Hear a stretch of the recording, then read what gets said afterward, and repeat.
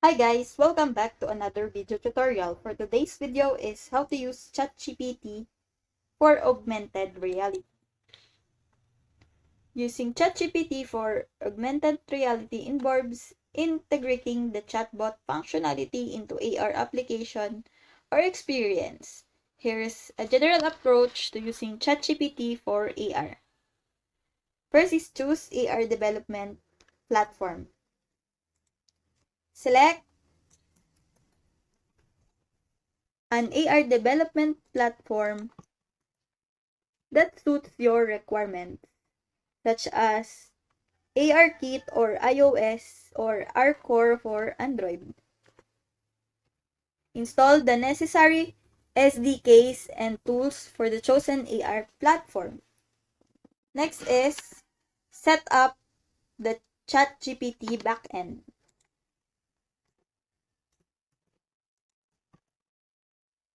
Establish a backend server or a cloud infrastructure to host the ChatGPT model. Implement an API or web service that communicates with the AR application and handles chatbot interactions. Third is design the AI user interface. Create intuitive and visually appealing AR user interface elements like buttons, panels, or virtual objects. Integrate these UI components into your AR application, aligning them with the physical world using AR tracking. Fourth is implement user input.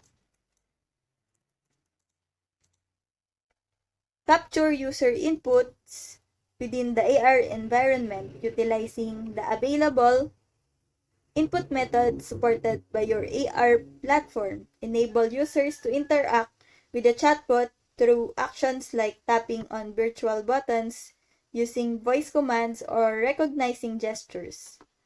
Last is integrate API communication and response display. Connect the AR application to the ChatGPT backend API, allowing for communication between the user and the chatbot.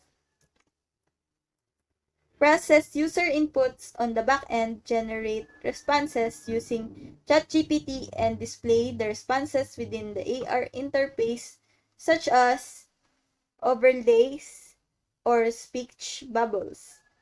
Remember to test your AR application thoroughly, gather user feedback, and iterate on the integration to enhance the user experience. So that's how to use ChatGPT for augmented reality. So I hope that you learned something and this video helps. And if you have any questions or comments, kindly put it in the comment section below and make sure to subscribe and like to our channel. Thanks!